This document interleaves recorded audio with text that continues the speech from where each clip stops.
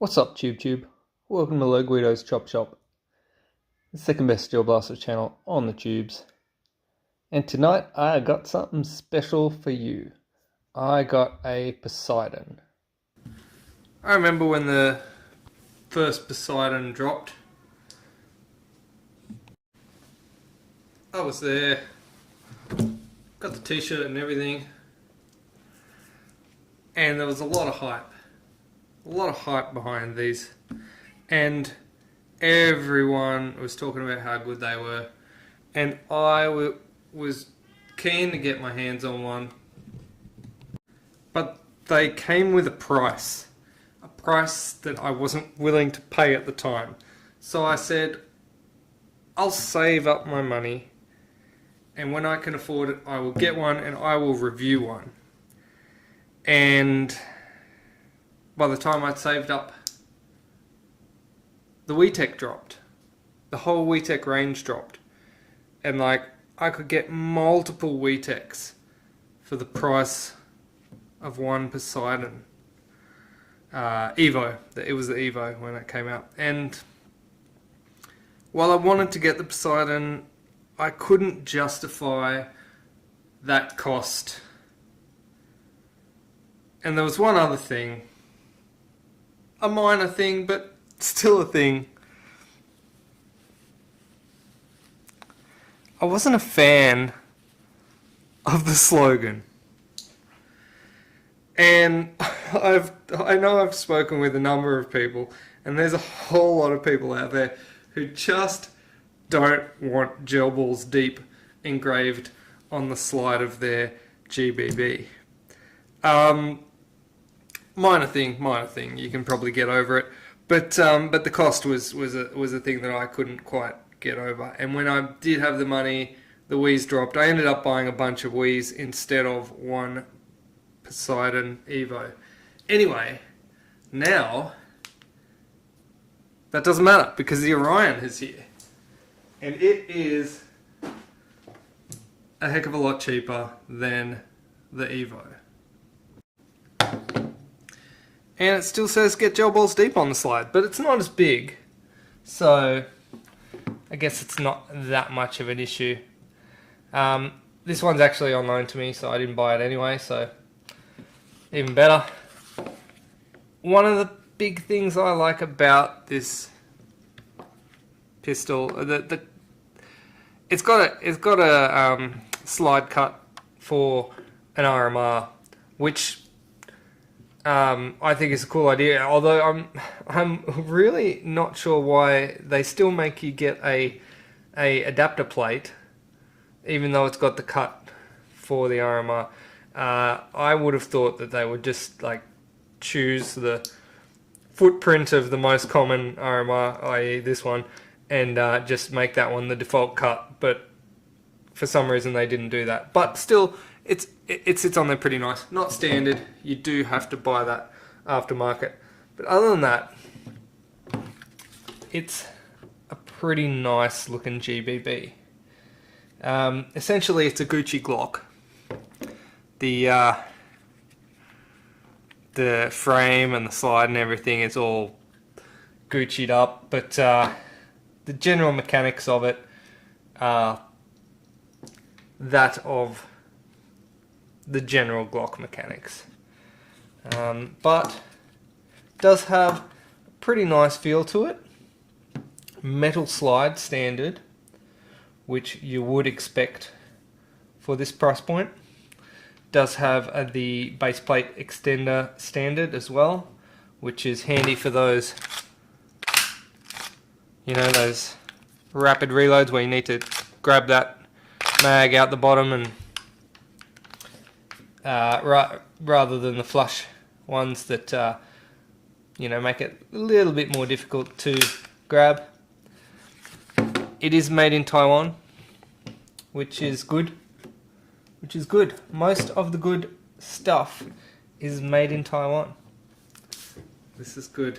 Let's zoom in a bit and have a look at some of the details.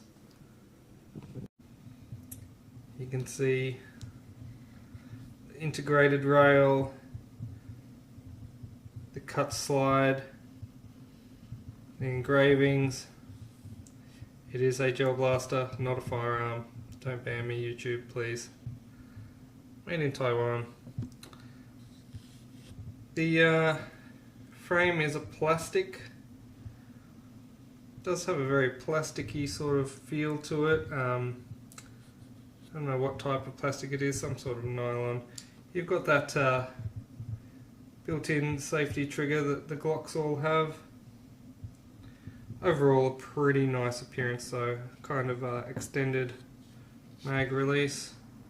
And there's your extended base plate. Okay, let's take a look at the magazine.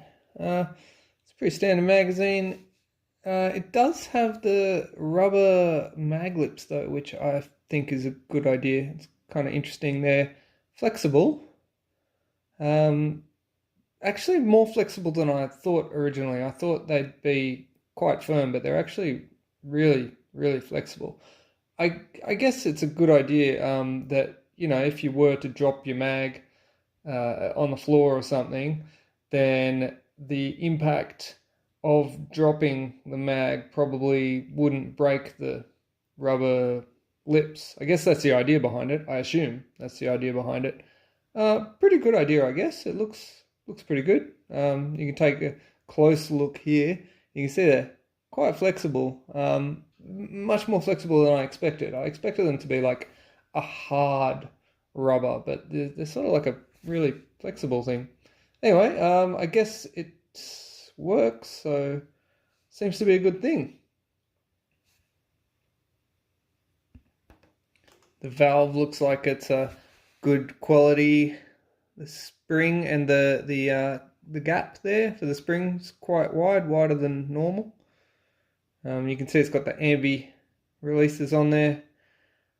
The gel feeding in is quite easy through the wide gap, even though there is no, you know, specific hole for you to feed the gels through. They seem to feed in all right, except for that one, which I just broke.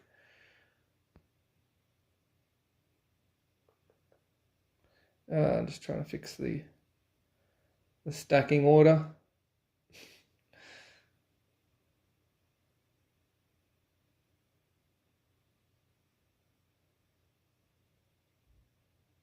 Yeah. So you can see they stack 1, 2, 3, 4, 5, 6, 7, 8, 9, 10, 11, 12, 13, 14, 15, 16, 17, 18. 18 you can fit in there. If you probably squeeze another one in there if you tried. Maybe I'll try.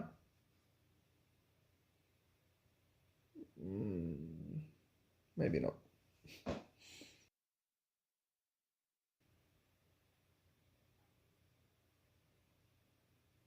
These are the soft gels. The these, if you don't know what a gel is, it's a super absorbent polymer that squashes.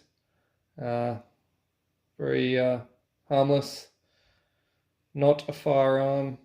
Don't ban me, YouTube, please.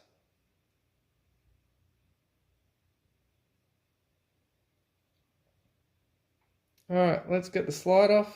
Get the slide off by racking it, pulling down these and sliding it forwards. Taking a look inside. See the... Oh, back here there's a hidden giggle switch. There's the giggle switch in the back of the slide there. You can switch it from semi to giggle mode, and you can actually do that when it's on the frame.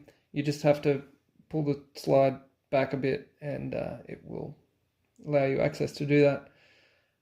The buffer rod in the front here is pretty cool. It's keyed, so it actually sort of fits in there quite nicely. Let's look at the barrel. Slide the inner and outer barrel out, and here's the inner barrel, and it's got some tape on it, which is, you might think is kind of interesting. It is kind of interesting. It's to do with the hop-up system in this barrel. It's got a built-in hop-up, and in order to adjust the hop-up, you slide the sleeve up and down, and that the little nylon piece in the tip here is actually moves up and down when you slide the sleeve forwards and backwards. And when you have it in the right place, you just apply some tape in there just to hold it there so that it stays where you want it to stay. So it seems a little bit janky, but that's how you do it. But I do like the fact that there is a hop up in the end there. It's good. It's a good feature having a hop up built in to a barrel. I'm a big fan of that. It's something, I don't know why we haven't had this earlier, or why other companies aren't doing it. It's such a good thing, providing it actually works properly, which I see no reason for it not to, but I haven't had a good chance to test it myself. But I do enjoy the fact that companies are giving us hop-ups from the factory, because all blasters should. I don't know why it's taken so long, why are we still putting 3D printed things on the end of our muzzles that stick out and not very good. But I like that. I like having that in there. Chamber looks fairly nice. It's a alloy. Barrels are alloy as well, and this hop is like a nylon or something, a plastic hop. Outer is an alloy outer. Let's pop that back in.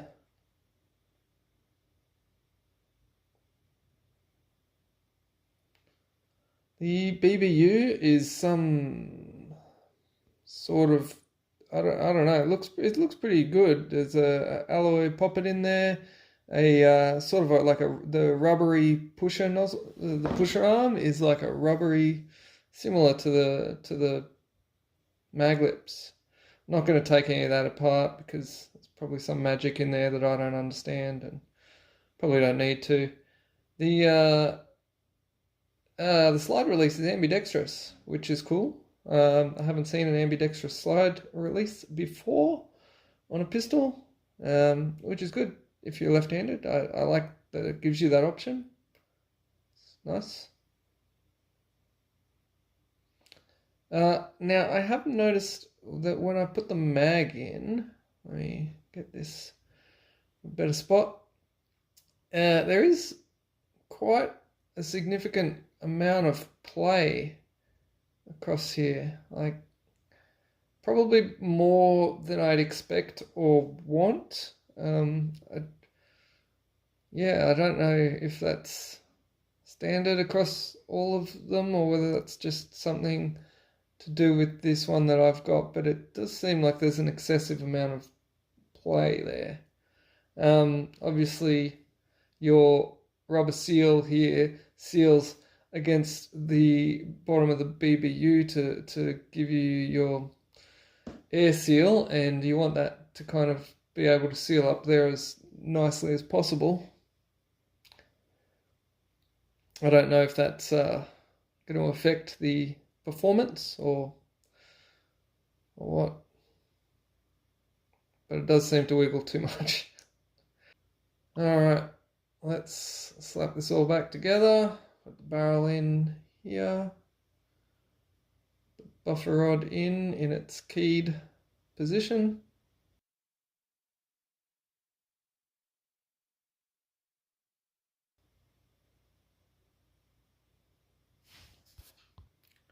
And slide it back onto the frame like that. Alright, let's put this base plate off. Unlock it by sliding this down, and then we'll pop some gas in here. And then we'll take this bad boy to the chrono. Okay, here we go.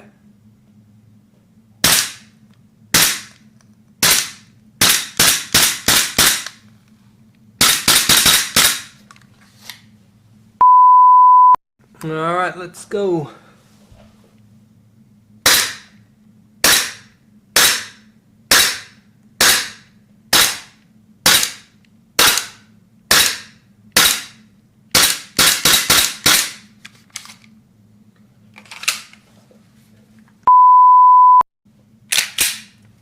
Okay, here we go.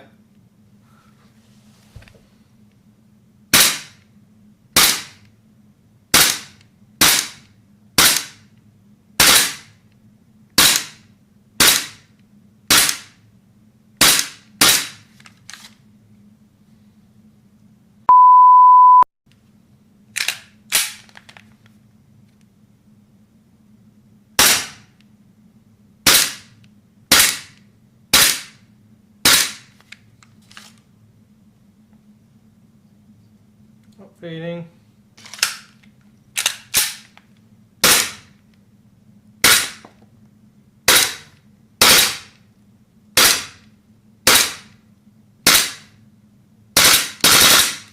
Double shots.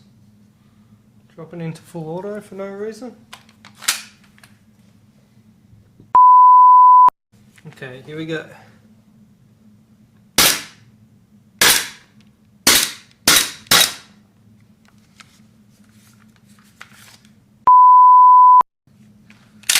Alright, here we go.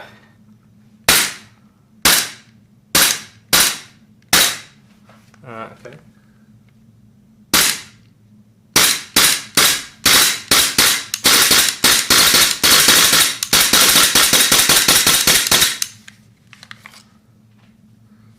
Not feeding. Let's go.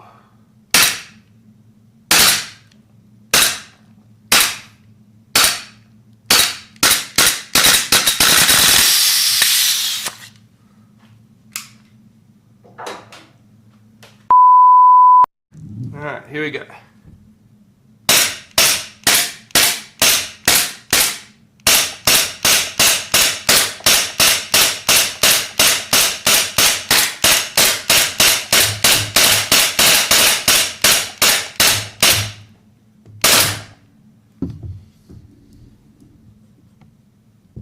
Alright, I was getting some interesting sort of double shots there, but popping in around the 230 FPS average,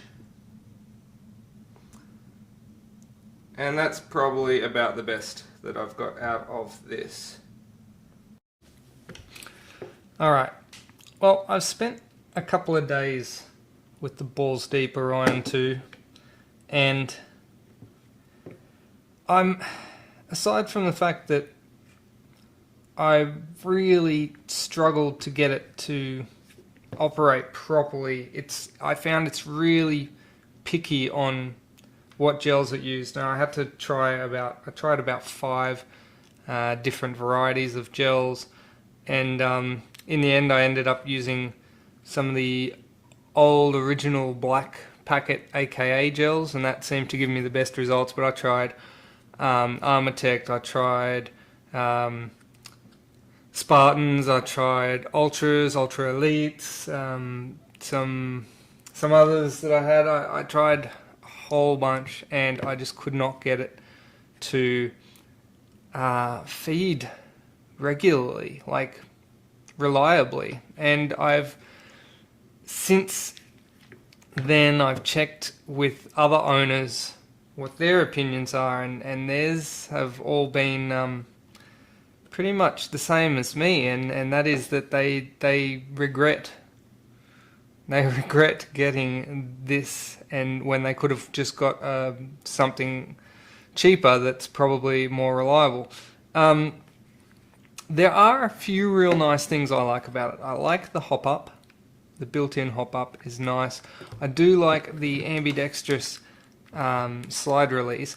I have also noticed that the mag release is flippable, so you can actually remove the mag release and flip it to this side, and the mags have got a catch on both sides, so you can make it left-handed or right-handed mag release. So I think that's pretty cool as well. One of my biggest issues, aside from like just general operation, is this frame. I don't know what it's made out of, but the flashing is really thick, and this undercut here, which is quite nice in terms of comfort to hold, the flashing is so thick that it almost cuts your fingers. And speaking of cutting fingers, the edges and where the flashing is and where the edges are so sharp that you would honestly have to go around the whole thing with a needle file or sandpaper or something and just file all of this down, because it's to me it's like super uncomfortable. The just that mold release line all the way around. The grip itself is quite nice. all the tech inside it, the BBU and everything seems to be quite good, but I just can't seem to get it to work, really. This base plate annoys me as well. It's the extended base plate. You should be able to use it to get the mag out easy, but I find that it just falls off. Just like that's locked all the way back, and just the slightest bump and it comes off. Well, it doesn't fully come off, it just like comes forward like that, and it's just like, I don't know, bothers me. It should just lock on there and stay on. I mean, it's nice. It's definitely got its nice things about it, but there's too many things that bother me, and there's too many other better options on the market for me to warrant buying one of these. I don't think I could bring myself to buy one of these, and it's unfortunate because I honestly wanted to like this. I did my best to like it, but the more I tried to like it, the more I disliked it, and I don't know, maybe that's just how it is. But that's my experience with the Orion 2. Please feel free to put in the comments below if you've had any other different experiences, because I haven't had a lot of fun with this, and I feel like if this is a toy, it's something that should be fun, right? That's the idea, is to have fun. Yeah, oh, that's one of the other things. The mag lips, the rubber mag lips. I thought that was a great idea at the time, but I've since just found that they don't. I think that's. I don't know if that's the problem, but I think that's part of the problem. These lips seem to be like 6.5 millimeters wide, and like if you grab any other lips from any other magazine, you'll probably see that on camera. I might zoom in for you, but like you'll see they're quite a bit wider. This one's 7.57, this one's 7.59, and I guess that is probably, let me zoom for you, hang on. I guess it is somewhat because these lips are a bit flexible. They don't have to be as wide, and in fact they probably should be a bit narrower because of that flex, because if they were this wide and they were that flexible, then I guess the gels would just pop out too easy or something. But my experience has been that they don't pop out very easily at all.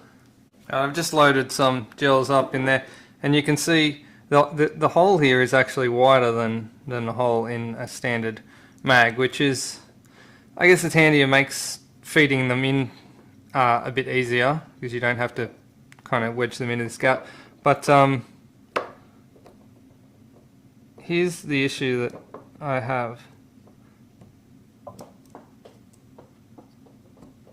See, this should be,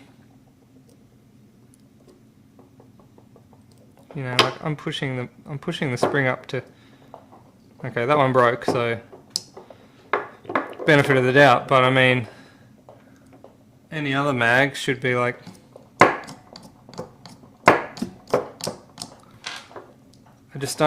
I haven't had a lot of luck with this one. I guess that's all I got. I mean, I wish this had been a better experience for me. It's one of those ones where I've waited a long time, and then when I finally get my hands on one, the experience is not what I'd expected. And I guess if you've built it up higher, you fall harder, don't you? But I guess I'll leave it at that. Please comment if you've had good experiences, because I'd like to hear from you. That's it from me. Don't forget, you can hit me up on Face page, Lego Weirdos Chopters, if you'd like to buy a patch and support the channel. If you don't want to buy a patch but you still want to support the channel, you can just shout me a coffee in the link below.